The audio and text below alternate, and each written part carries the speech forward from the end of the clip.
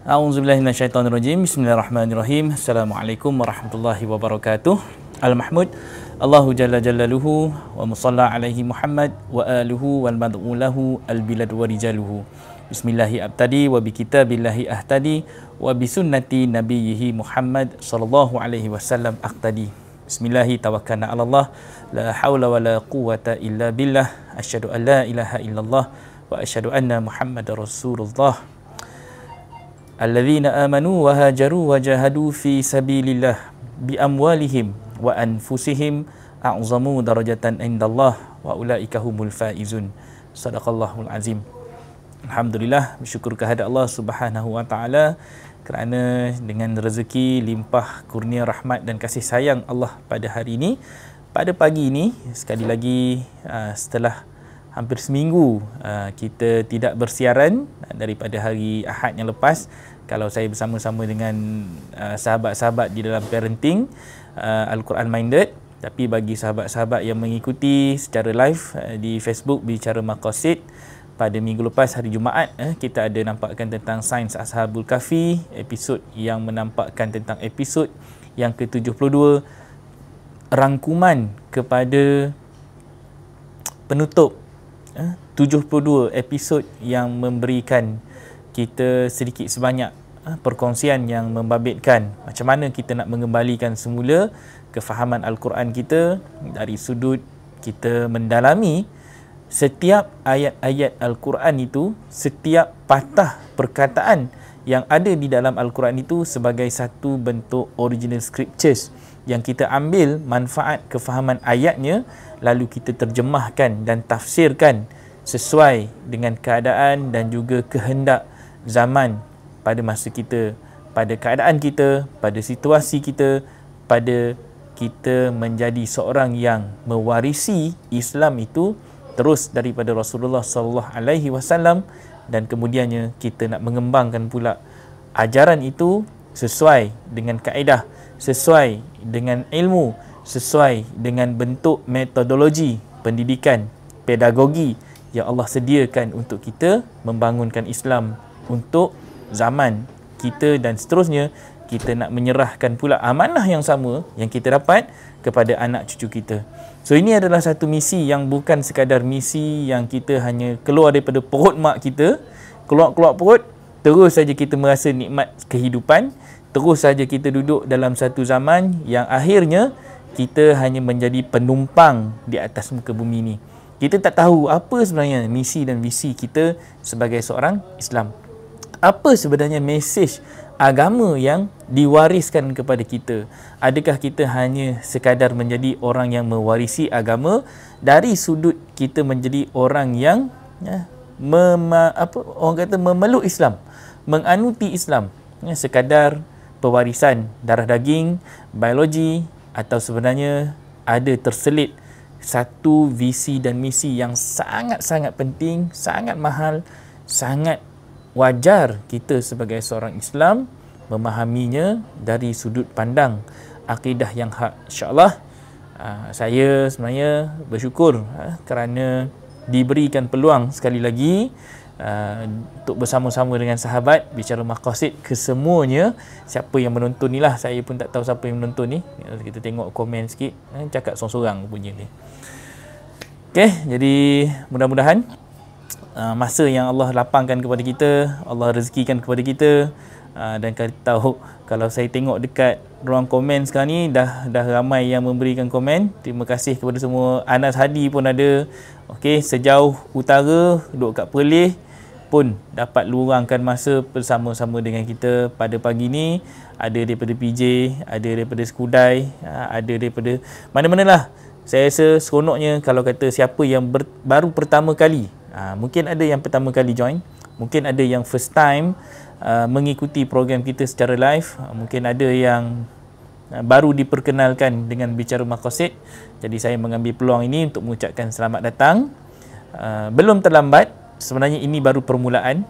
Mukadimahnya adalah permulaan, sebab kita sedang berjalan mengikut acuan masing-masing.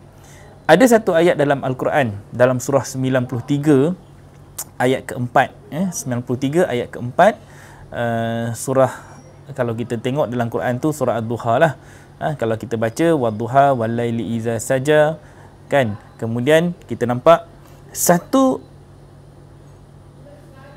bentuk analogi yang Allah berikan.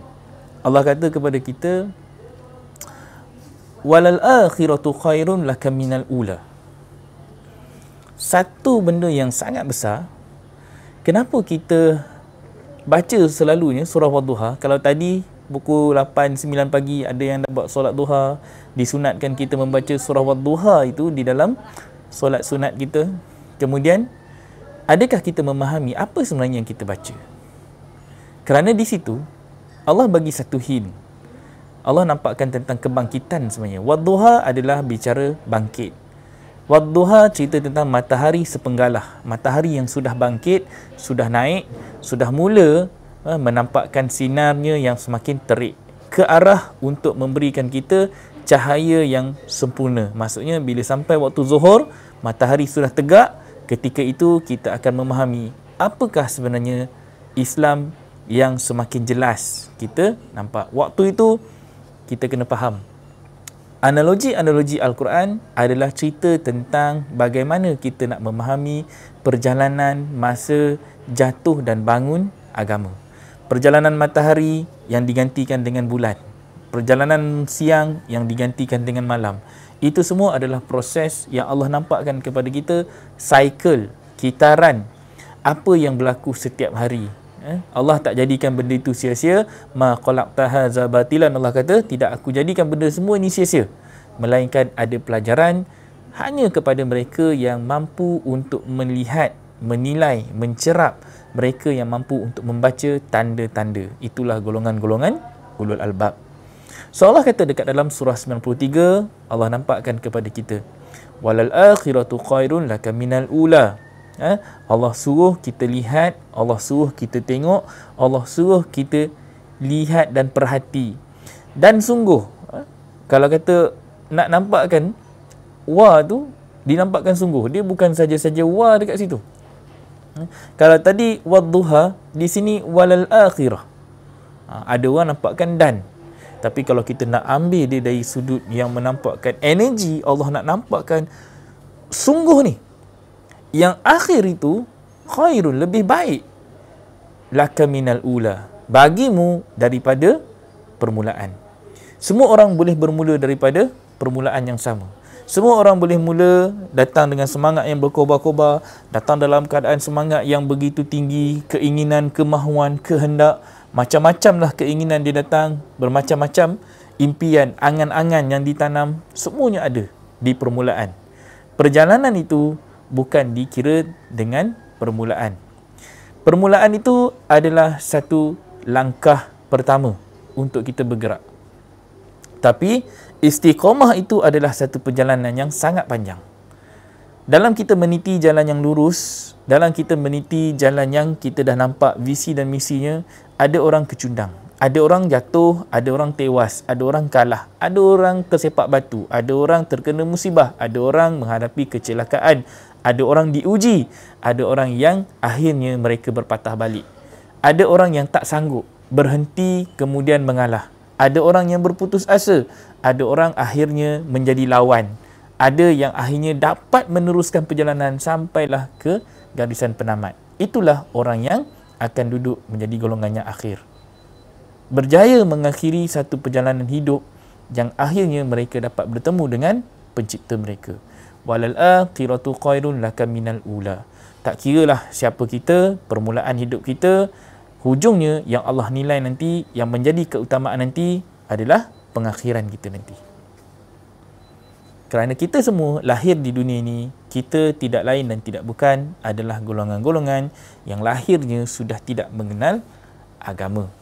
Rasulullah 40 tahun pencarian agamanya, 40 tahun untuk mencari satu sistem yang mampu mengeluarkan Nabi daripada kejahilan, kejumudan, dan Nabi memang adalah orang yang nak mengakhiri kejumudan yang ada pada zaman Nabi.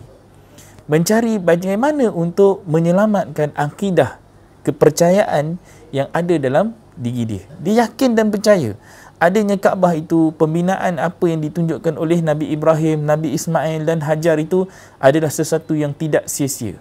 Ada sebab, ada tujuan, ada tanda yang perlu dibaca. Tapi benda ni tidak semua orang dapat melihat. Sama macam kita hari ini.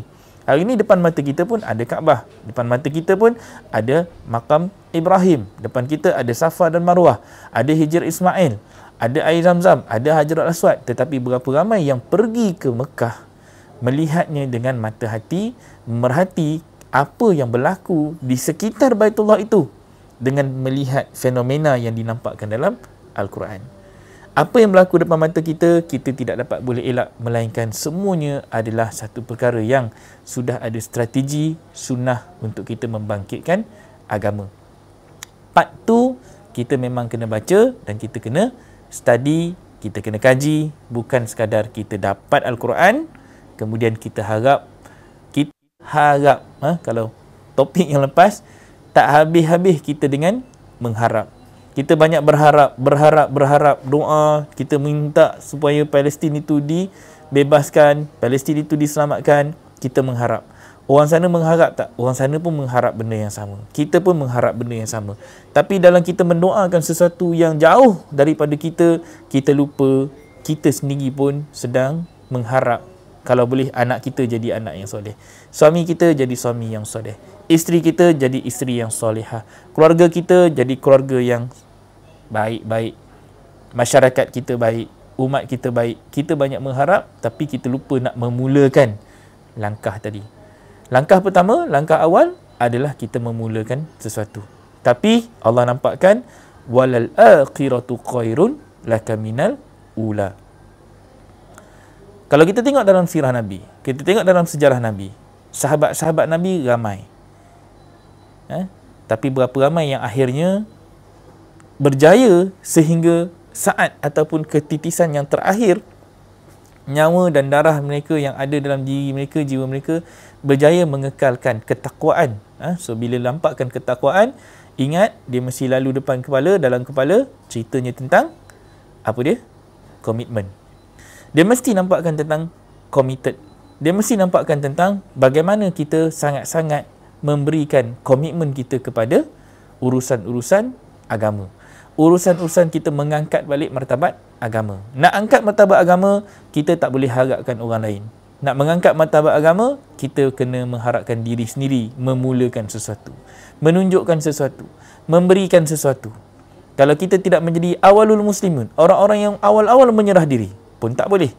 Kita kena jadi golongan yang awal, pertama-tama menyerah diri. Dalam kita memberikan seruan, takkanlah kita menjadi orang yang terakhir untuk menerima seruan tersebut, melainkan kita yang melompat, kita yang awal-awal bangkit, bukan kita orang yang terakhir bangkit dan menyerah diri. So ini semua adalah satu benda yang kita kena baca secara konteks, secara ayat.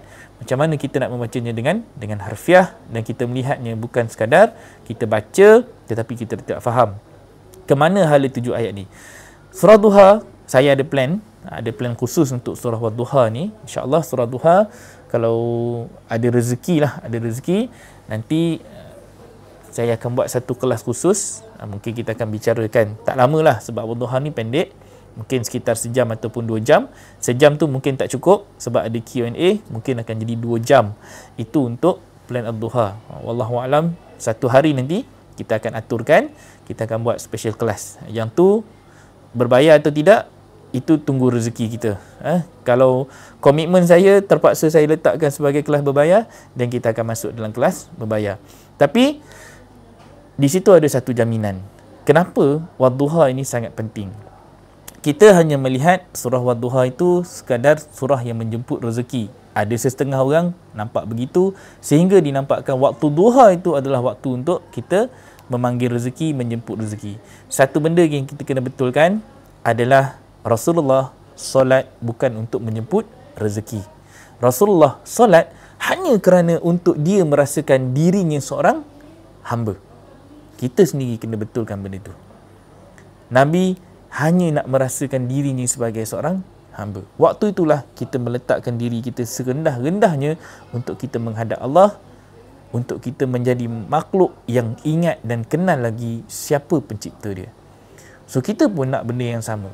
Kita selalu buat ibadah ataupun kita membuat sesuatu dalam urusan agama ni, kita tidak lari daripada mengharapkan ganjaran sesuatu. Ada mengharapkan ganjaran dalam bentuk pahala. Hujungnya kita mendapat angan-angan sahaja. Hujungnya kita hanya mengharapkan sesuatu yang akhirnya memakan diri kita. Kerana apa? Macam mana dia boleh makan diri kita? Apabila kita tidak jadi orang yang ikhlas. Kita tidak mampu untuk menjadi orang yang mukhlis. Kita tidak mampu jadi orang yang terpilih, mukhlas dalam urusan agama. So kita nak, kalau boleh, biar kita faham. Buat bukan kerana ganjaran, sebab ada ayat dia, banyak surah lah, 42-23 antaranya, imbalan dan juga apa saja yang kita buat ni bukan kerana upah, bukan kerana sesuatu di luar dan keluar daripada kepentingan agama, melainkan ia adalah atas dasar kekerabatan dan kasih sayang. First, itu dinampakkan. Semua Nabi-Nabi, upah mereka atas dasar kasih sayang dan kekerabatan. Mereka membawa semangat dan sifat Ar-Rahman Ar-Rahim. Mereka membawa satu semangat untuk membetulkan diri mereka, keluarga mereka, masyarakat mereka. Tak ada upah. Nak betulkan anak, tak ada upah. Nak menyuruh orang ni, tak ada upah.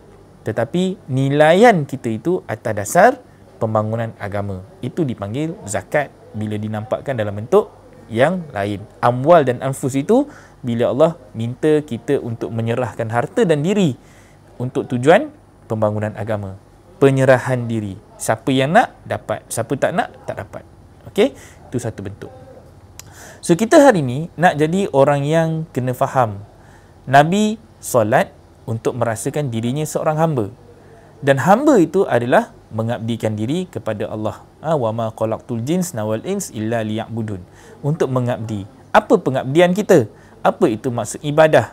Ibadah, buat apa yang Allah suruh, tinggal apa yang Allah larang. Itu maksud ibadah. Jadi abid ini buat apa yang diperintahkan Allah, tinggal apa yang dilarang Allah. Itu sifat seorang hamba.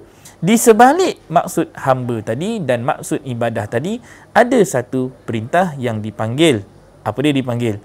Cegah keji dan mungkar. Kita diminta mengabdikan diri dalam kita buat apa yang Allah suruh, tinggal apa yang Allah larang. Dalam perintah suruhan itu ada minta kita ta'muruna bil ma'ruf wa tanhauna 'anil munkar. Mereka ini urusannya, perintahnya adalah mencegah keji dan mungkar. Jadi apa perintah dia? Kena cegah keji dan mungkar. Apa yang berlaku depan mata kita, apa yang sedang berlaku di dalam tempat kita. Itu dulu. Jadi jangan kita tengok skop yang besar. Kita tengok skop kita dulu yang kecil ni. Diri sendiri. Jadi solat tadi itu adalah untuk mencegah keji dan mungkar. So wadduha adalah satu seruan untuk kita bangkit. Bila matahari bangkit, bayang-bayangnya sedang panjang. Matahari naik, kita akan nampak bayang-bayang pagi waktu tu panjang lagi. So kita akan nampak satu garisan yang samar-samar, bayang-bayang itu masih jauh. Kerja banyak lagi tak? Kerja banyak lagi. Bila matahari atas kepala, barulah bayang-bayang akan hilang, barulah kita akan nampak dengan sejelas-jelasnya. Waktu itu liyuzirahu ala dini kullih, untuk kita menzahirkan Islam itu, din itu lebih baik, lebih tinggi daripada din-din yang lain. Kita akan nampak sistem itu akan berlaku. That's why hari Jumaat adalah hari di mana kita ini akan dibangkitkan. Seruan kebangkitan yang pertama dan yang kedua akan berlaku. Seruan untuk kita bangkit, untuk meninggalkan kejahilan kita. Allah bagi peluang. Sebab apa? Sangkakala yang kedua, barulah dunia ini akan terus terlipat. Dunia ini akan terus digantikan. Tetapi adakah kita nak tunggu seruan yang terakhir itu, baru kita nak jadi orang yang beriman? Kenapa kita tidak awal-awal lagi mencari strategi Jumaat dan juga Al-Kahfi itu sebagai satu contoh untuk kita kembali balik kepada Allah. Kita jangan jadi orang yang jumud. Kita jangan jadi orang yang terlalu nampak daif di dalam kita membaca Al-Quran. Jangan kita jadi manusia yang lalai, lara dan leka hanya kerana kita merasakan kita sudah memiliki kitab, kita sudah memiliki Al-Quran di tangan kita, tetapi rupa-rupanya sepanjang kita memiliki Al-Quran itu, Allah tidak memandang kita itu dengan satu penghormatan selagi mana kita tidak membangunkan agama. So jadilah kita ini sebagai manusia-manusia yang akhirnya menjadi orang yang rugi. Manusia yang tidak tahu bagaimana hendak kita jadikan agama ini sebagai agama yang pasti dan yakin di sisi kita. Kita tidak jadi orang yang mengangkat agama ini untuk tujuan pembangunan.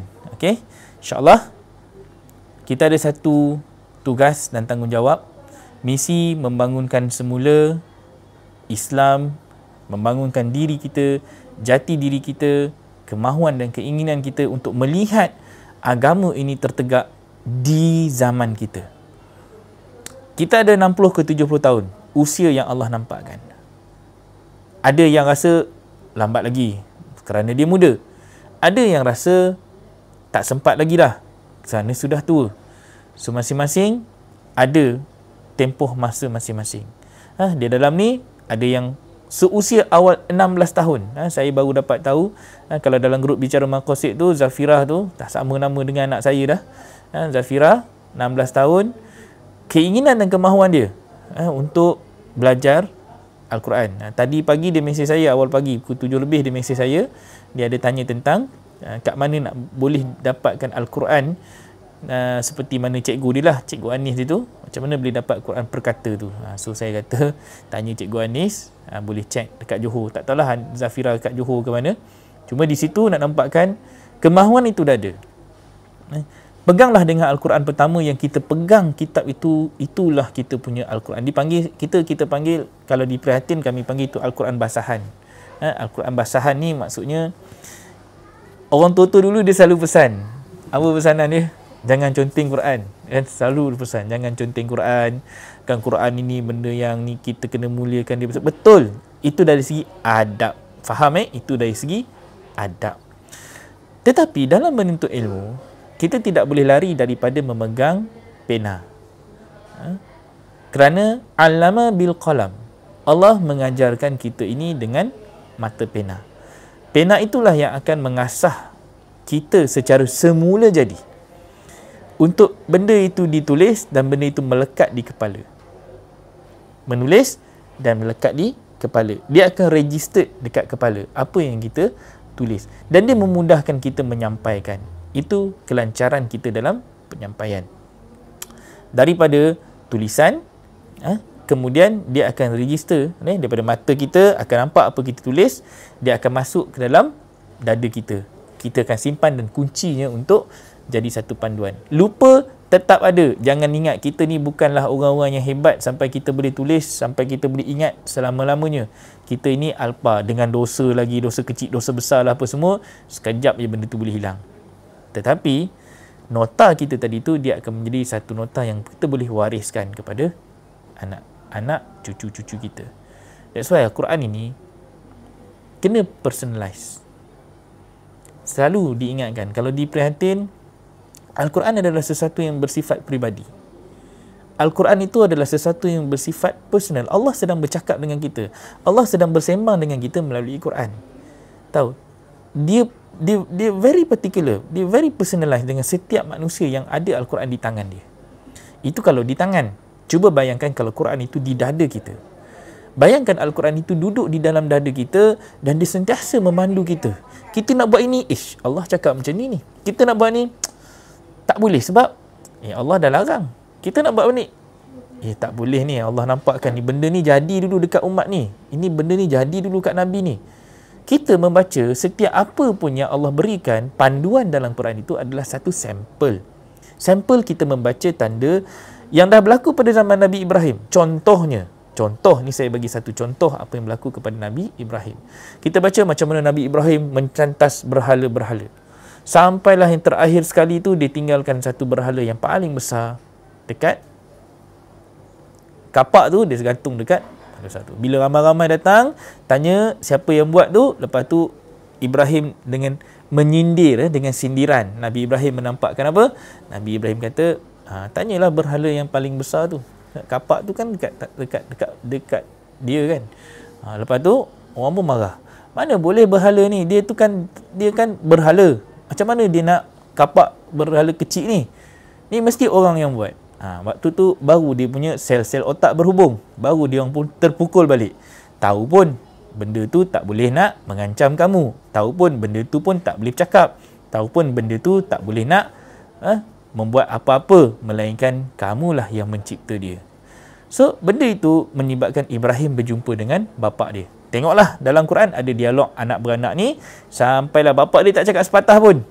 Bila argument daripada Nabi Ibrahim ni, argue, wahai bapakku semua tu, sampailah bapa dia, kau belah, kau duduk lama lagi depan ni, aku takut kapak ni melayang pergi kat kepala kau. Contohnya, ayat seorang bapa yang marah, anak yang telah pun derhaka pada pandangan bapa yang merasakan dia memiliki satu fahaman yang berdasarkan nenek moyang dia. Dia punya fahaman nenek moyang dia, gini, kita dah sembah berhala ni, kau jangan ubah kau punya sembahan. Kau ubah sembahan kau mampus. Tahap macam tu. Sama juga dengan bapak-bapak kita pun. Dalam banyak benda, kita ni kena sedar. Itu adalah strategi Nabi Ibrahim ketika mana dia mendapat Al-Quran, bukan Quran lah, Nabi Ibrahim dapat suhuf. Dapat satu ketetapan, lalu Nabi Ibrahim berkobar-kobar semangat dia untuk berdakwah, untuk menyampaikan kebenaran, untuk memberikan satu bentuk kefahaman kepada masyarakat dia waktu tu. Lalu dia mengambil langkah yang sangat-sangat drastik. Kebijaksanaan Nabi Ibrahim waktu tu adalah untuk mencantas semua berhala-berhala dia, sampailah dia akhirnya meninggalkan satu berhala untuk dinampakkan sebagai satu bentuk strategi. Kita pula hari ini, kita boleh pakai strategi itu dalam diri kita. Kalau Ibrahim dicantas berhala kecil, dia tinggalkan berhala besar. Satu analogi. Kita boleh cantas semua berhala-berhala kecil dalam rumah tangga kita. Kita boleh sembelih anak kita? Boleh. Anak kita kan? Takkan anak kita pun kita tak boleh sembelih. Kita boleh sembelih isteri kita? Boleh kan? Isteri kita? Mestilah kita boleh sembelih isteri kita. Sebab apa? Dia adalah orang yang di bawah kita. Orang yang diatur kita. Kita yang mengatur isteri kita. Daripada hari pertama, kitalah yang didik dia. Kitalah yang mengacu dan membentuk dia. Sepatutnya. Tetapi hari ini kalau kita tengok berapa ramai daripada perkahwinan, daripada hari pertama lagi perkahwinan itu, kerana suami yang tidak kawam, isteri yang menjadi isteri yang mengatur rumah tangga. Hujungnya bila suami dah dapat kebenaran, dah mula rasa nak berdakwah sikit, nak betulkan isteri, waktu tu dia jam. Sebab apa? Sebab dari segi darjat, isteri sudah mula tinggi daripada suami. Isteri sudah berada pada kedudukan yang suami respect isteri dan dia nak cantas berhala itu sudah tidak ada kemampuan. Anak pula menghormati mak, melebihi menghormati bapa. Waktu ini suami mempunyai masalah yang besar. Suami tidak mampu untuk qawam. Ar-rijal qawwamuna 'alan nisa, tak boleh nak berlaku. Sebab apa? Sebab kita dah tak boleh nak cantas satu berhala yang besar tadi tu. Kalau kita tak mula daripada awal. So kita nak kena ambil satu contoh. Suami adalah orang yang membentuk isteri. Kita yang membentuk sembahan-sembahan dalam rumah tangga, yang ada sembahan daripada apa yang ada dalam rumah kita. Itulah satu benda yang boleh menyebabkan anak-anak kita disentuh manusia. Kalau kita baca dalam Quran, dia ada satu ayat yang menampakkan tentang ciri-ciri syurga. Antara ciri-ciri syurga adalah anak yang tidak disentuh manusia. Itu ciri-ciri syurga. Jangan kita tunggu pergi syurga nanti baru kita boleh tengok anak yang tak disentuh manusia tadi tu. Lambat lagi. Wallahu a'lam masuk syurga ke tidak, kita pun belum tentu dapat jumpa. Dah masuk syurga nanti pun boleh jadi kita dah lupa dah apa yang kita belajar kat dunia ni. Tetapi benda itu adalah satu analogi dan ciri perumpamaan yang Allah nak kita buat di muka bumi. Di ketika kita masih hidup. Waktu kita boleh melaksanakan Al-Quran. Waktu kita boleh membentuk, mencipta syurga dalam rumah tangga kita. So, apa yang kita kena buat? Kita kena buatlah anak yang tak disentuh manusia tu. Kita kena cipta anak yang tak disentuh pemikirannya, doktrinnya, kefahamannya dengan tangan-tangan manusia. Itu dulu yang kita buat. Tapi malangnya bila kita dah umur sekarang ni, dah katakanlah macam saya dah 38 kan, baru kita sedar, oh banyak silap aku dulu dalam mendidik anak-anak. Banyak benda yang kita dah tersalah dalam kita membentuk anak-anak kita, isteri kita apa semua. Jadi kita dah sedar. So kita nak baiki balik keadaan tu. Kita nak betulkan balik keadaan tu supaya dia kembali fitrah. Dia balik kepada hukum asal keluarga yang kita nak kena bina mengikut kitab dan sunnah.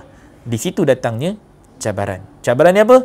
Nak kena buang sembahan-sembahan anak yang kita sendiri melalui tangan kita yang dah kita sentuh mereka dengan pelbagai doktrin dan fahaman duniawi.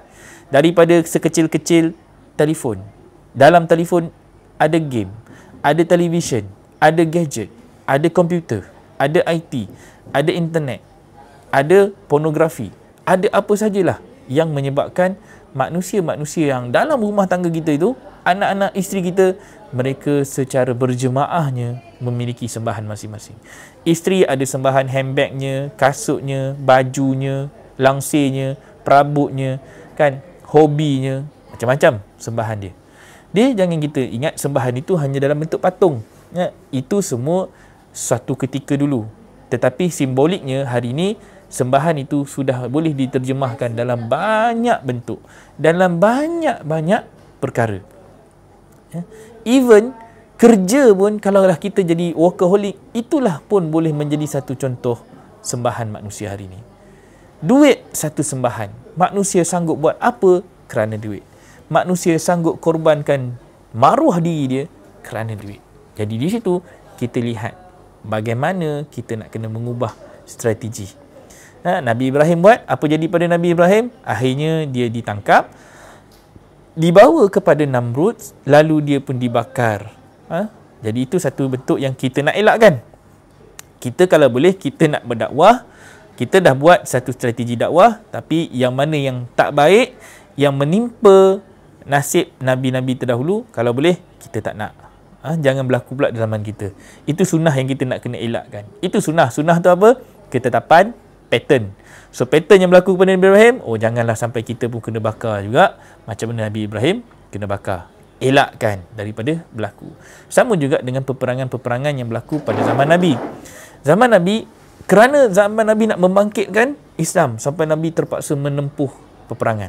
Kita kalau boleh kita elak, kita elak. Sama juga dalam keadaan Nabi Nuh contohnya, sampai anak dan isteri tak nak ikut. Kalau boleh, elakkan. Dakwah itu biar sampai anak dan isteri ikut. Nak elak daripada anak dan isteri mengikuti sunnah keluarga Nabi Nuh. Itu benda yang kita kena faham. Allah bagi sampel kisah Nabi-Nabi. Untuk apa? Pelajaran. Selepas At-Taubah saja, surah yang ke-10 adalah surah Yunus. Apa cerita Yunus? Nabi yang berputus asa dalam dakwah kepada umat dia. So kita ambil pelajaran. Jangan sampai kita jadi orang yang berputus asa. Putus asa, jalan menonong, tumpang kapal orang sampai boleh dibuang daripada kapal, lalu ditelan ikan, masuk ke dalam perut ikan, duduk dalam satu tempat namanya lautan yang gelap, di dalam perut ikan yang gelap, dalam kegelapan. Adakah kita nak jadi golongan yang begitu? Pun kita tak nak. Tetapi apa yang berlaku kepada Yunus adalah satu pelajaran, metafora, perumpamaan untuk kita ambil analoginya di zaman kita. Hari ini nak jumpa orang kena telan dengan ikan, muntah balik ke pantai, payah dah nak jumpa. Benda tu berlaku mukjizatnya yang Nabi ceritakan, yang Allah ceritakan di dalam Al-Quran. Untuk kita ambil pelajaran. So siapa yang menyerah, tewas dan mengalah kepada hukum dunia, maka dia akan jadi orang yang tidak mampu untuk memiliki bahtera sendiri. Dia tak mampu untuk mengemuni bahtera dia. Dia tak mampu untuk mengawal bahtera dia. Sama juga dengan suami tadi. Kalau suami, dia dah berputus asa, dia dah putus asa, dah menyerah kalah dah. Tak boleh dah nak makan bini aku ni. Tak boleh dah ni. Lepas tu ada pula keluarga-keluarga ipar duai dia apa semua bagai. Semuanya lebih tinggi, qawam. Suami tidak mampu ada stand, tak mampu untuk mengubah diri mereka, nak mengubah isteri dan anak kan. Anak pun nak ubah anak, nanti nenek pun masuk campur, datuknya masuk campur. Bapa tak mampu untuk keluarkan prinsip dia sendiri, stand dia sendiri sebagai bapa. Ini anak aku kan, aku tahulah apa aku nak ajar. Itu benda yang tak ada pada bapa-bapa ni. So apa jadi? Maka bahtera tadi bukan bahtera dia sendiri. Dia dah masuk dalam bahtera orang lain. Boleh diundi. Datangnya ombak, boleh dilempar keluar. Sebab apa? Kau tak ada fungsi pun duduk dekat dalam kapal ni. Apa? Kalau isteri cakap apa? Makan pun aku yang bayar. Makan pun aku yang tanggung. kan? Baju pun aku yang bagi. So macam mana? Rumah aku yang beli. So isteri ni dah mengawal suami. Siapa nahkoda dia? Isteri, bukan lagi suami. Jangan ingat tak ada minggu lepas baru saya jumpa pasangan yang begini. Jumpa depan mata, bergaduh, kadang-kadang hanya isu-isu kecil. Sebab perabot, sebab anak, sebab makan, sebab pergi tengok ziarah orang tua. Sampai orang tua telefon, kau ni kalau kau rasa kau tak boleh lagi nak bela anak dara aku ni, kau ceraikanlah dia. Ni masuk sampai tahap macam tu. So benda ini berlaku dalam masyarakat tak? Berlaku. Dan kita nak kena faham apa yang Allah ceritakan dalam Quran adalah satu contoh cara macam mana kita nak memahami perjalanan sunnah Nabi-Nabi terdahulu itu sebagai satu bentuk pattern yang kita pula bacanya sebagai satu strategi untuk kita laksanakan di zaman kita. Ada 25 Rasul bermula daripada surah yang ke-10, 11, 12, 13, 14 tu dah banyak masuk surah-surah cerita-cerita tentang nama-nama Nabi. Surah 14 kita jumpa Ibrahim. Surah Hud surah yang 11. 12 kita masuk 13 Hijr, 14, 15, 16, 17, 18 Kahfi, 19 kita masuk 20, 21. Dia panjang kita akan pergi kan. Sampailah kita masuk kepada cerita-cerita tentang umat-umat yang terdahulu. Semua itu adalah satu bentuk strategi. Surah Kahfi adalah surah yang di tengah-tengah. Baca sampai kita jumpa ayat walatalattaf. Kalau Al-Quran yang lama, kita akan jumpa dengan tanda merah perkataan tu. Daripada situ ke belakang, daripada Fatihah sampai 18, dia menampakkan tentang semua umat-umat yang dah pun menghadapi ujian-ujian. Kemudian 18 ke atas, macam mana jalan keluar yang Allah nak tunjukkan kepada kita. Jalan keluar. Jalan keluar ini adalah satu bentuk perjalanan yang pernah dilalui oleh Nabi-Nabi terdahulu juga. Tetapi macam mana mereka ini mampu untuk membangkitkan agama dalam bentuk strategi. Sebab tu, selepas saja daripada surah yang berkenaan dengan walatalattaf tu dalam ayat 20, 21, 22 semua tu, kita dah mula nampak strategi-strategi yang Allah nampakkan. Macam mana kisah yang berlaku pada Musa dan Khidir contohnya. Kemudian disambung pula. Habis je kisah Musa dan Khidir tu, terus masuk cerita tentang dinding Zulkarnain. Apa itu dimaksudkan dengan dinding Zulkarnain? Dibaca pula. Kemudian dimasuk dengan topik-topik yang lain. Kita baca sampai kita jelas. Sebenarnya apa cerita tentang Kahfi ni? Bukan kita baca tapi kita tak faham. Sebab ayat 100 ke 110 tentang satu declaration yang Allah minta Nabi Muhammad declare, ana basyarum mislukum, aku ini adalah manusia biasa sama seperti kamu, bezanya aku mendapat wahyu. So kita pun kena jadi orang yang begitu. Ayat 110 tu dinampakkan kita ni manusia yang biasa tak? Manusia biasa. Sama tak macam Nabi? Nabi pun cakap sama. Tapi yang membezakan, Nabi dapat wahyu. Wahyu tu Nabi dah sampaikan kepada kita tak? Dah. Nabi dapat wahyu, tapi Nabi sampaikan kepada kita. So, untuk kita menjadi orang-orang yang bersama dengan Nabi, duduk sebagai pengikut Nabi, sebagai orang yang mendukung kerja buat Nabi, maka kita diminta untuk mencari wahyu tersebut. Wahyu itu perkataan Allah spesifik guna. Nabi pun spesifik guna. Melainkan aku adalah orang yang diwahyukan. Itu saja bezanya. Maksudnya Nabi jiwanya dihidupkan. Wahyu adalah daripada perkataan hayyan. Hayyun wahyu yuha. Di mana kita ini semua dihidupkan. Wahyu mesti boleh hidupkan. Quran mesti untuk tujuan menghidupkan. Air mesti boleh menghidupkan.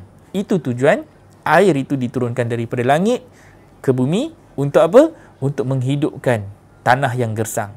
Menghidupkan pokok yang mati. Bayangkan, pokok dah keluar buah, buah tu dah mati. Kita nampak, kita dah makan, kunyah semua kita buang, dah jadi benda buangan, kemudian jatuh dekat bumi, kemudian dia mampu untuk tumbuh, jadi satu bentuk pohon tunas yang akan memberi harapan kepada manusia.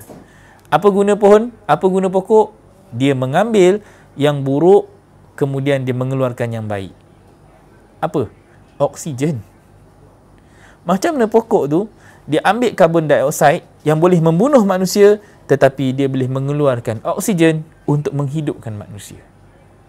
Di situ, kita kena bijak membaca macam mana kita nak jadi manusia yang bermanfaat seperti sebatang pohon. 1424 yang kuat, yang tegak, yang mampu untuk menjadi pohon yang menjulang ke langit.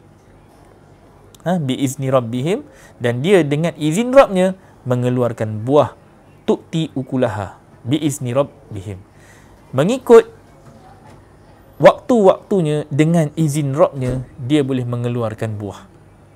So kita ni nak jadi satu pohon yang hebat. Surah Ibrahim tu, surah 14 ayat 24, 25. So ini adalah satu bentuk kita nak jadi tunas-tunas yang hebat, tunas-tunas agama yang mampu menghidupkan balik agama. Tengok surah 48 ayat 29. Kalau tengok 48 29 tu, surah Al-Fat ayat 29 tu dinampakkan siapakah golongan Muhammad. Kenapa dia keras kepada orang-orang yang ingkar? Kenapa dia tegas kepada orang-orang yang ingkar? So kita nak jadi orang yang tegas. Kalau isteri kita kafir, kafir ni maksudnya ingkar. Tahu? Ingkar tak nak dengar cakap suami, ingkar tak nak ikut cakap Allah dan Rasul, ingkar tak nak taat dan patuh kepada suami, maka tanggungjawab kita menjadi orang yang tegas. Bertegas, bukan garang, tegas. Anak tak nak dengar cakap mak, bapak, tegas dengan anak. So di situ kita menjadi orang yang menampakkan prinsip. Nampak syadid, nampak keras, tetapi di situlah perintah Allah.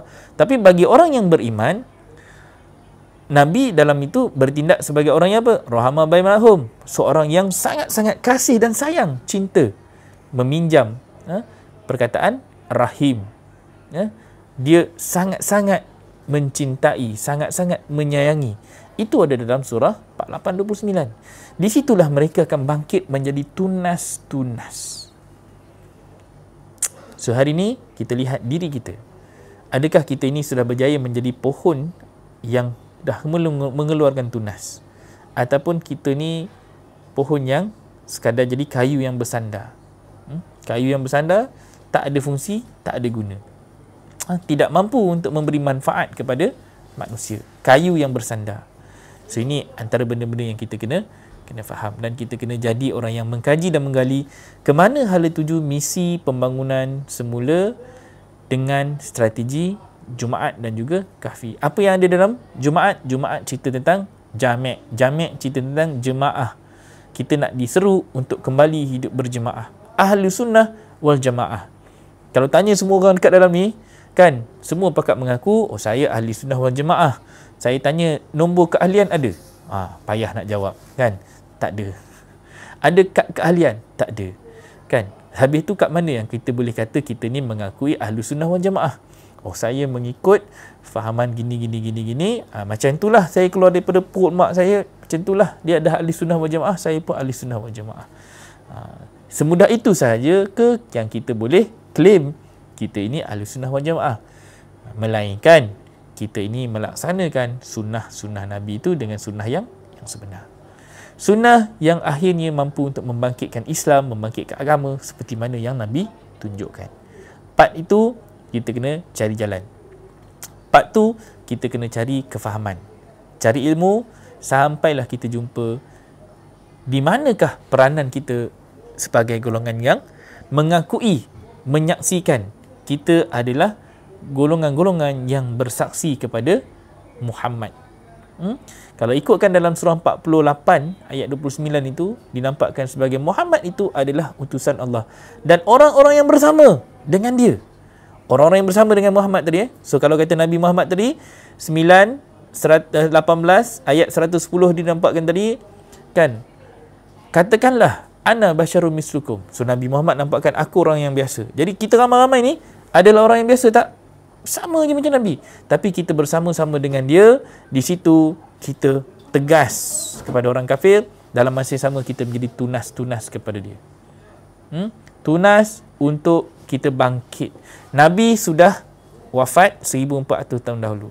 Tapi Nabi meninggalkan kepada kita warisan yang Nabi berikan dengan jaminan kau tak akan sesat kalau kau pegang kepada kedua-dua benda ni. So ambil kitab dan sunnah Nabi, kita gunakan dan manfaatkan untuk kita sampailah kita berjaya menjadi tunas kepada agama itu pada hari ini. Kita ni nak membawa benih yang sama, nak membawa pohon yang sama, nak keluarkan tunas agama yang sama yang Nabi tinggalkan kat kita. Sebab selepas Rasulullah wafat, dalam rasa rendah diri dan berat hati, kita kena akui Islam yang Nabi dah tinggalkan kepada kita itu hari ni sudah hilang cahayanya, sudah hilang petunjuknya. Sebab Nabi sendiri pun dah cakap, Nabi sendiri pun dah bagi tahu, akhir zaman nanti Al-Quran ini hanya tinggal tulisan, Islam ini hanya tinggal nama. Nabi dah baca tak tanda tu? Nabi dah baca. Nabi dah nampak benda ni akan berlaku di satu zaman nanti. Dan malangnya, zaman itu adalah zaman kita. Yang ramai yang nama Islam tetapi tidak tahu maksud Islam. Tidak kenal apa itu iman. Tidak memahami tujuan dan maksud kenapa kita beragama Islam. Part ni kita kena sedar diri. Sedar dulu. Itu dikatakan awal-awal. Sedar dulu. Bangkit dulu untuk mengetahui yang kita ni duduk di golongan mana. Kanan, kiri, tengah-tengah. Kena ingat balik kelas kita itu. Kau duduk golongan kanan ke? Golongan kiri ke? Golongan tengah. Tahu dulu kita di mana. Masalah kita sekarang ni, kita tak tahu kita kat mana. Kita tang mana. Kita duduk di mana. That's why kita duduk menonong, tak tahu buat apa kat dunia ni. Why? Sebab kita tak tahu nasib kita hari ni. Nasibun minad dunya atau nasibun minal kitab. Kita sedang mendapat nasib daripada kitab yang menjadikan satu kekuatan, atau kita nasibun minad dunya yang kita dapat dari nasib dunia ni yang menyebabkan kita duduk dalam keadaan terleka, terlalai, sangat-sangat jauh daripada kehendak agama. So ini benda yang kita nak kena fahamkan dan jelas. So tanggungjawab kita jadi tunas yang kita nak mengeluarkan pohon baru. Pokok yang sama tak? Pokok yang samalah. Islam yang Nabi bawa, cuma pohon itu nak ditumbuhkan. Pohon ini jangan baca Nabi Muhammad saja. Ini juga yang dibawa oleh Adam daripada pohon yang sama. Daripada pohon itu maka dibawa, kemudian didapati ada pada Nabi kemudiannya. Ada pada Nuh. Nuh pun bawa pohon yang sama juga. Zaman Nabi Nuh keluar tunas yang sama. Tapi tunas itu dicantas. Ada saja yang derhaka, ada saja yang nak melawan, ada saja yang ini. Cantas ni semua, tunas itu pun hilang balik. Tapi akarnya masih ada dalam tanah tu. Akhirnya dia tumbuh balik dekat zaman Nabi Ibrahim. Nabi Ibrahim dapat tunas, Nabi bangkitkan pohon itu, menjulang ke langit. Nabi Ibrahim berjaya buat tak? Berjaya. Tapi kemudiannya ada juga yang datang tebang pokok Nabi Ibrahim tu. Hilang. Sampailah kemudian dijumpai pula oleh Nabi Musa. Ni semua Nabi-Nabi ataupun Rasul Ulul Azmi. Pegang surah 42 ayat 13. Pegang tu dulu. Kemudian Musa bawa balik, kembali balik, berlawan dengan Firaun lah, apa semua berkuntau, semua habis semua, dah dapat selamatkan Bani Israel. Tapi Bani Israel pula berpecah belah, Bani Israel pula jadi orang yang sesat, lalu habis. Pohon yang cuba dibangkitkan, tunas tadi yang berjaya Musa sambung pun hilang. Sampailah kepada Nabi Isa. Isa mendapat dan dia membangkitkan tunas yang baru. Asalnya pokok yang sama tak? Pohon yang sama, pokok yang sama. Semua Islam tak? Islam. Kita bukan kata Musa itu bawa agama lain, Isa bawa agama lain. Itu semua fahaman-fahaman daripada Israeliat. Kita tak. Semua Nabi-Nabi adalah Islam. Pohonnya sama tak? Sama. So, bila Nabi Isa pun dibunuh, disalib, diangkat ke langit, katanya begitu kan. Sedangkan dalam Quran kata Nabi Isa tidak mati, disalib, tetapi diangkat. Kita pegang begitu.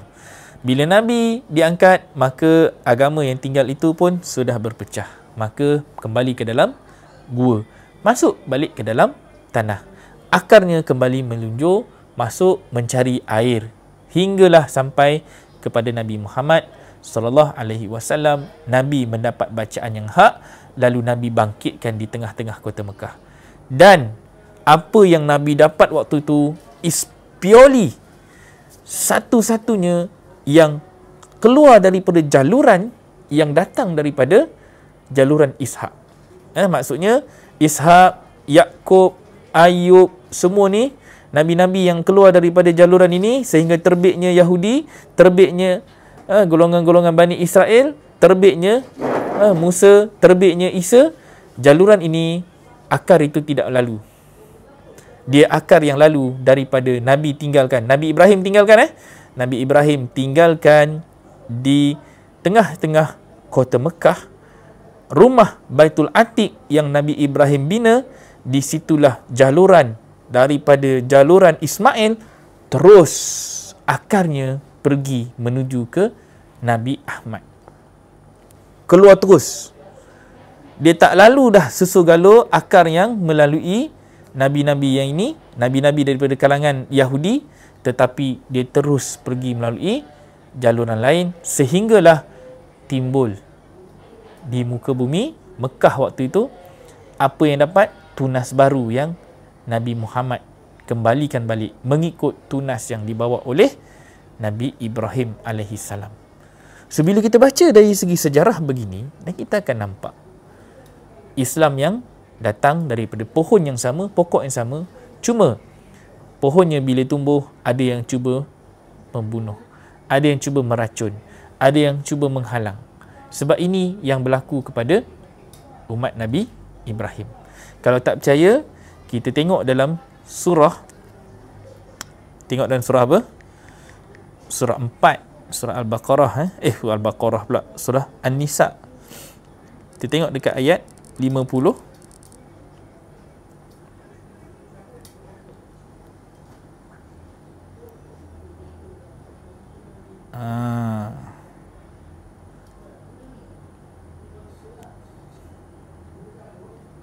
Okey.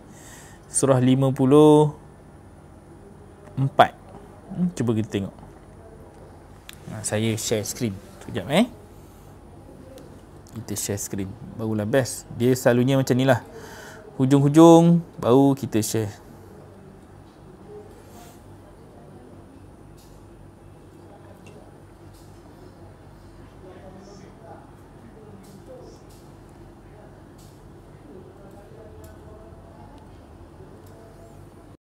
Okey.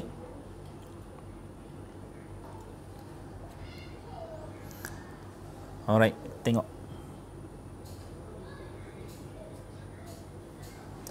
Apa Allah kata?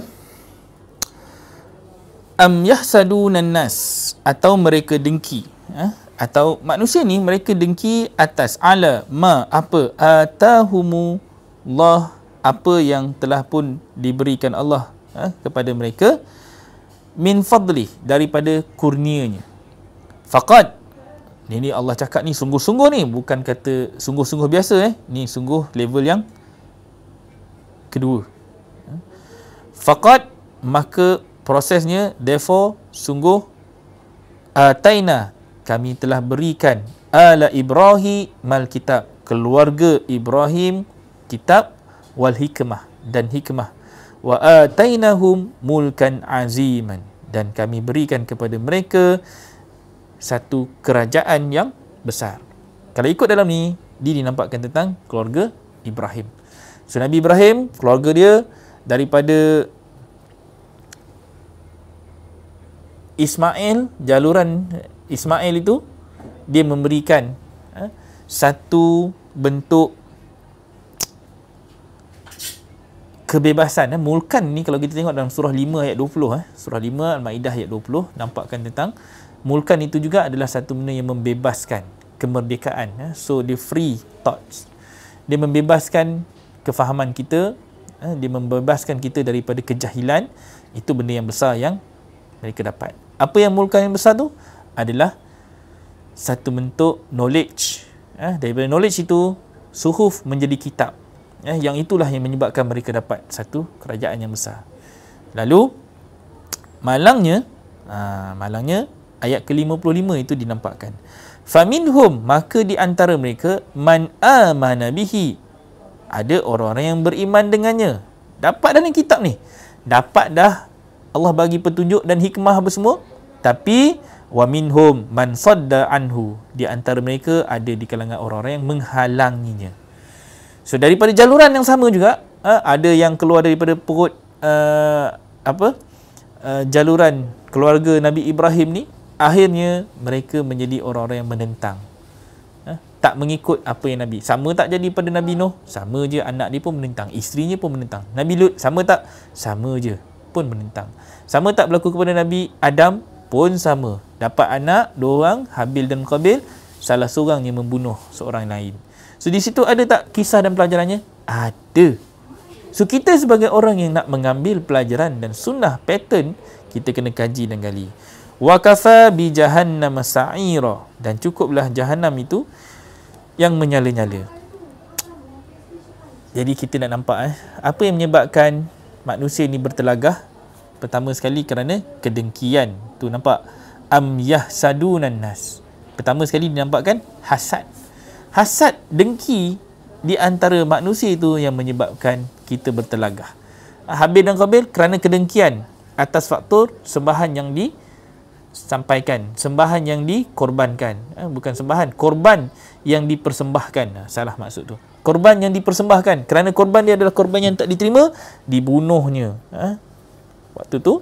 Dan kemudian apa yang berlaku kepada yang lain-lain pula, dinampakkan juga keadaan Nabi Nuh.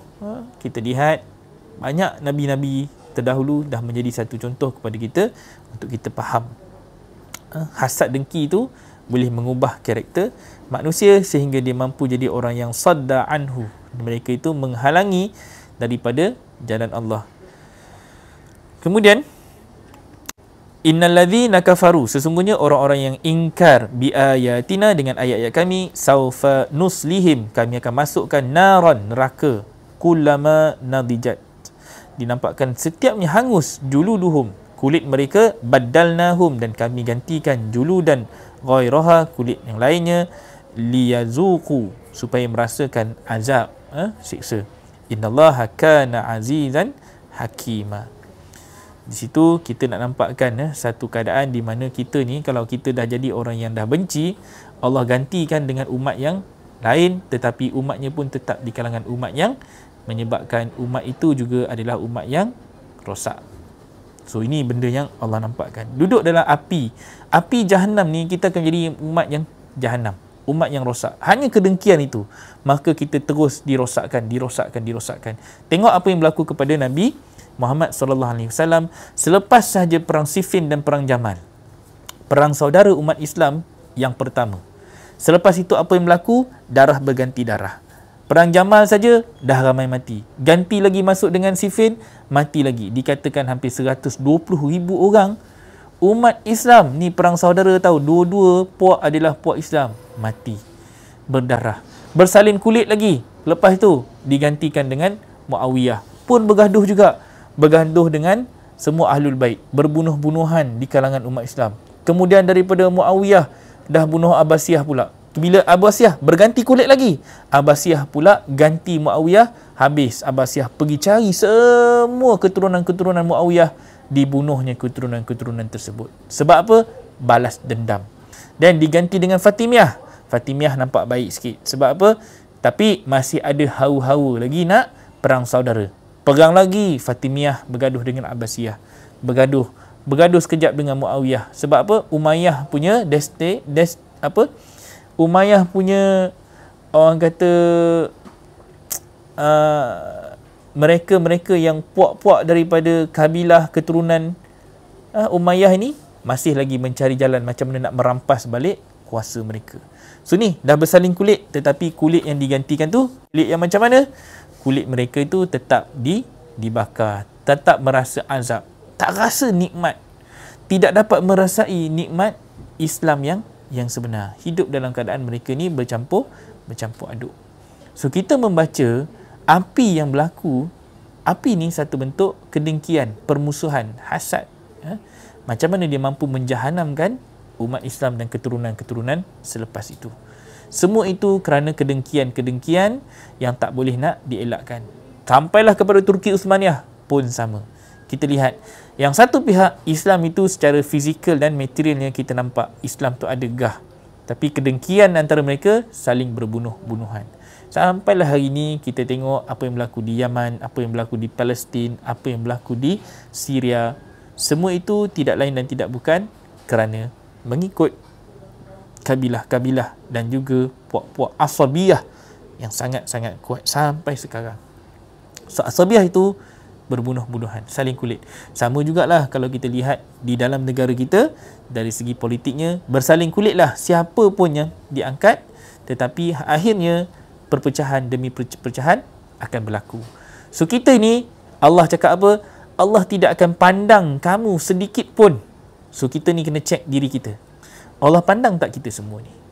Ni ada dalam surah 5 ayat 68. Cuba tengok dalam surah 5 Al-Ma'idah ayat 68. Apa Allah kata dalam ayat 68 tu? Tengok. Qul, katakanlah, this is a principle. Ya ahlal kitab, wahai ahli-ahli kitab. Ni, ahli kitab ni, kalau kita ikut ahli kitabnya, ada Yahudinya, ada Nasaranya, Nasrani dan Yahudi ni kan, daripada kalangan-kalangan yang mengaku mereka ni ahli kitab. Kita ni orang Islam, bakat masing-masing sudah ada kitab masing-masing. Masing-masing memiliki kitab di tangan, di dalam rumah masing-masing. Dah ada kitab tak? Dah ada. Dalam rumah kita semua tu dah ada tak? Kitab Al-Quran dah ada. Tapi Allah kata apa? Lastum ala syai'. Kalau ni tengok terjemahan harfiah dia, dia kata ni kamu ni tidak atas sesuatu pun. Kalau bahasa ni kita tengok bahasa orang kata apa? Bahasa harfiah. Kalau kita buka terjemahan, tengok ada siapa-siapa tak yang paste terjemahan. Kalau ada siapa-siapa yang rajin tu postkan terjemahan tu, Allah nampakkan apa? Aku tidak pandang kamu sedikit pun. Bahasa Allah ni, lastum ala syai'. Aku tak pandang pun korang ni semua. Aku tak pandang pun keimanan kita. Allah tak pandang pun kita ini. Allah tak pandang pun kita ini beragama. Lastum ala syai'. Hatta sehingga tuqimut Taurat wal Injil wa ma unzila ilaikum min rabbikum. Tengok kalau kita lihat di sini, kita baca ayat ni, kita kena membaca dari sudut bacaan yang hak. Bila kita baca dengan bacaan yang hak, kita kena lihat ayat ini ditujukan kepada siapa? Pertama, kepada umat yang terdahulu. Umat yang terdahulu dinampakkan di sini, ahli kitab yang memiliki Taurat, itu satu. Kemudian ada yang memiliki Injil, dua. Dan wama, dan apa yang diturunkan. Siapa yang diturunkan? Ilaikum, kepadamu. So kamu ni siapa sekarang ni? Kamu ni kitalah. Kitalah yang tengah dapat ni. Kita dapat apa? Kita dapat Al-Quran. So Taurat dah ada, Injil dah ada, Al-Quran pun ada di tangan kita. Allah kata apa? Lastu mana syai'. Aku tak nampak, aku tak pandang pun kamu ini beragama sedikit pun. Kalau tengok dekat dalam tu, wahai ahli kitab, kamu tidak dipandang beragama sedikit pun. Itu kalau kita baca bahasa terjemahan. Itu Alhamdulillah, terima kasih Nur Nadia Ahmad Salidah pun kongsi kat situ. So itu terjemahan yang dalam bahasa yang dinampakkan secara kasar Allah sedang sebut kepada kita. Sehinggalah hatta apa? Hatta tuqimu, sehingga engkau tegakkan. So apa tegak ni? Tegak ni cerita bangun. Kita sedang membincangkan satu topik. Apa topik kita? Strategi untuk kita membangunkan balik Al-Kahfi dan Jumaah. Nak kena bangunkan balik. So kena bangkit. Wala yazidanna katsira. Dan sungguh akan menambah kebanyakan minhum, mereka, apa yang diturunkan kepadamu min rabmu tuqyanan, kedurhakaan. So Allah dah bagi kat kita kitab, Allah dah bagi kita macam-macam, Allah bagi kat kita rezeki, Allah bagi kita anak, bagi kita harta, bagi kita pangkat, bagi kita begitu-begitu gini semua dalam bentuk duniawi semua ni. Tetapi apa yang kita dapat, kebanyakannya kita lebih banyak menderhakai Allah. Tak sedar yang kita tak bangkitkan hak Allah. Dalam masa yang sama kita mengejar cita-cita kita, kemahuan dan keinginan mengikut hawa nafsu kita. Soal Kahfi ni bukan sekadar kita nak membaca surah Kahfi saja. Kita sebenarnya Kahfi itu sebahagian daripada strategi dalam seluruh kitab Al-Quran itu. Plot yang ada dalam Al-Kahfi hanyalah satu plan yang Allah bagikan contoh. Hakikatnya, kita kena baca 6,236 ayat itu untuk menjelaskan strategi yang ada dalam Kahfi. So, kita nak diseru, nak diperintahkan untuk bangkit. Wahai ahli kitab yang pegang kitab Injil, yang pegang kitab Taurat, yang pegang kitab Al-Quran, anda semua Allah tidak pandang beragama sedikit pun, hinggalah kamu menegakkan ajaran-ajaran yang ada di dalam Al-Quran itu yang diturunkan kepada kamu, dan pasti banyak membuat di antara mereka itu lebih derhaka dan lebih ingkar. Maka janganlah engkau berputus asa terhadap orang-orang yang ingkar itu. So, pertama, jangan putus asa. Jangan kita jadi orang-orang yang kita rasa, oh, kita dah di akhir waktu ni, kena orang macam umur 60-an, umur 70-an, umur 90-an. Adakah yang umur 90-an sekarang ni? Kalau ada, kita jangan rasa kita jadi orang yang rugi. Jangan rasa kita jadi orang yang dah tak sempat untuk mengakhiri kejumbunan ini. Jangan rasa kita jadi orang yang tewas. Sebab pegang balik pada surah 93 tadi, wal akhiratu khairun lakal minal ula. Kita ini adalah umat-umat yang terpilih. Kita ni adalah hamba-hamba yang terpilih, duduk di akhir zaman untuk kita melihat peluang, untuk kita nampak depan mata kita, adakah kita ini menjadi golongan yang terpilih untuk membangkitkan agama, ataupun kita ini adalah golongan-golongan yang termasuk dalam menderhakai dan ingkar Alkitab, kitab yang diberikan kepada kita. So, kita ni yang mana satu? Yang terpilih untuk bangkit, atau kita ni yang terpilih untuk diakhiri riwayat kita di atas muka bumi ni diganti dengan umat yang lain? Kita ni nak diganti tak? Nak diganti. Kita ni adalah orang-orang yang nak digantikan. Nak kena gantilah. Sebab apa? Habis umur kita 60-70 tahun ni, ganti pula dengan umat yang baru. Sebab tu Allah sebut dalam surah 2 ayat 134, 2141, dua kali dalam surah Al-Baqarah, ayat yang sama, bunyi yang sama, dua kali Allah ulang. Mereka itu adalah umat yang lalu. Laha ma kasabat.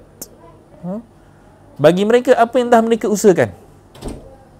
Dan bagi kamu, apa yang kamu usahakan. Kau tak boleh ambil apa yang mereka dah buat, kredit yang mereka dah buat. Kalau mereka dah buat silap, kau tak boleh ambil kesilapan itu, jadikan sebagai sempadan. Jadikan sebagai satu bentuk peringatan. Tinggalkan. Untuk kita buat berdasarkan usaha di zaman kita pula.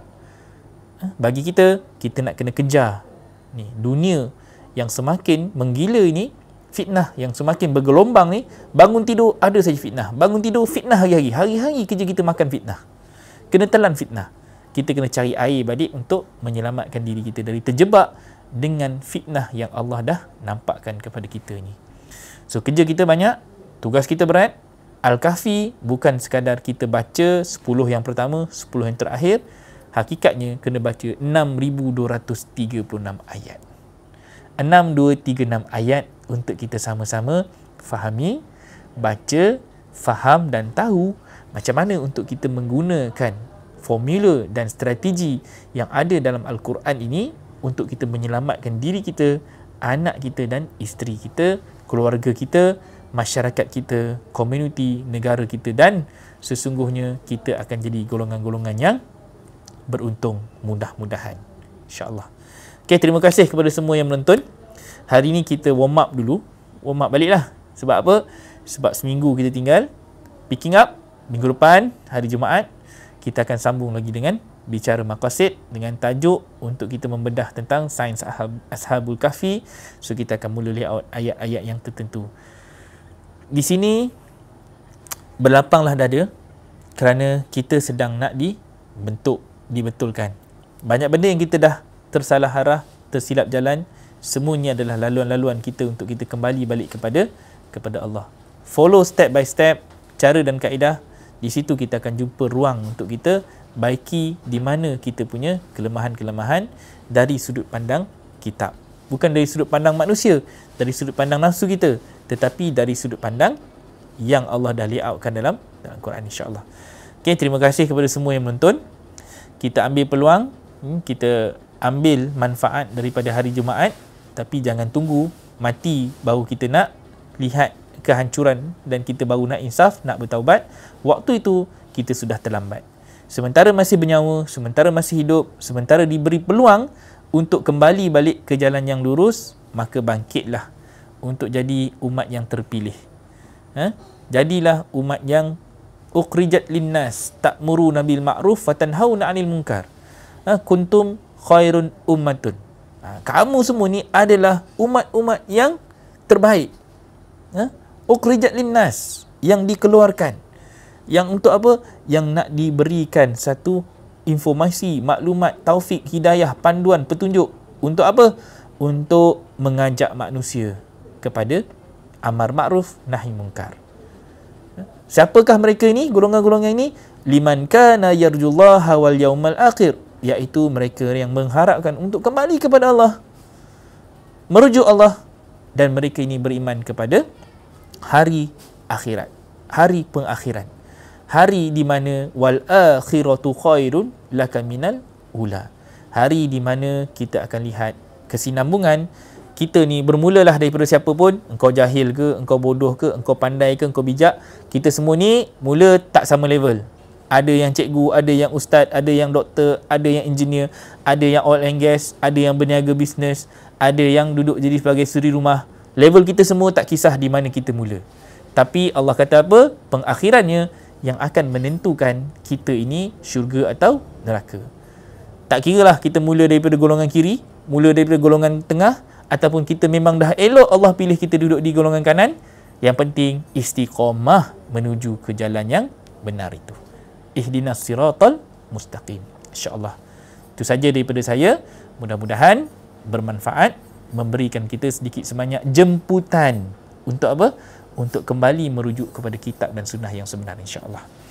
Baik, yang buruk itu datangnya daripada Allah, yang baik itu datangnya daripada Allah, yang buruk itu datangnya daripada saya sendiri. Mudah-mudahan Allah terima apa saja yang disampaikan ini sebagai satu bentuk ilmu yang akan membersihkan diri kita, jiwa kita. Itu saja. Hadza wallahu yar'ana wa yahfazuna walhamdulillahi rabbil alamin. Assalamualaikum warahmatullahi wabarakatuh. Kita jumpa dalam bilik sebelah nanti, insya-Allah. Assalamualaikum warahmatullahi wabarakatuh.